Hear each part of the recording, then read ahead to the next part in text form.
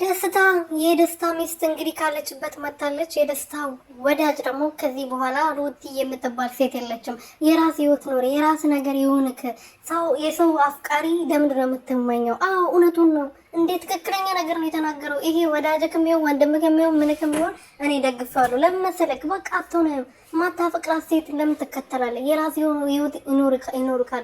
ምታፈቅር ሴት ትመጣለች። ስለዚህ ማታፈቅራት ሴት ላይ ጊዜን ከምታጠፋ ይሄ የመከረ ጓደኛም ይሁን ወንድምክ ይሁን እኔ ተስማምቼበታለሁ። ያዋጣል ደግሞ ማለት ነው። ስለዚህ የራስህን ነገር ብትከተል ጥሩ ነው ብዬ አስባለሁ። ሩቲ ደግሞ ያንተ ልትሆንም አትችልም፣ ወደፊትም አትሆንም፣ አሁን አትሆንም። ምክንያቱም እሷ የራሷ ነገር አላት፣ የራሷ ልብ የምታዳምጠው ሰው አላት።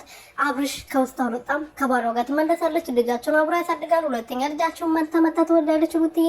ስለዚህ አንተ ደግሞ ስለማታስፈልጋት ከህይወቷ ትወጣለህ። አንተም የራስህ ህይወት ይኖራል። ትናንትና አብርሽና ሮባ ይሄዳለሁ እያልክ ዛሬ ደግሞ እኔ እሷን አፈቅራታለሁ ምናምን ብሎ ማውራት ምን ይሉታል?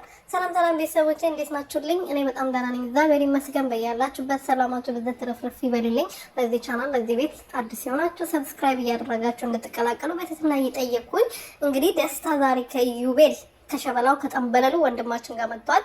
ሲመጣ ደግሞ አዲስ ነገር ይዞ ነው የመጣው። እንግዲህ አዲሱ ነገር ደግሞ ሩታ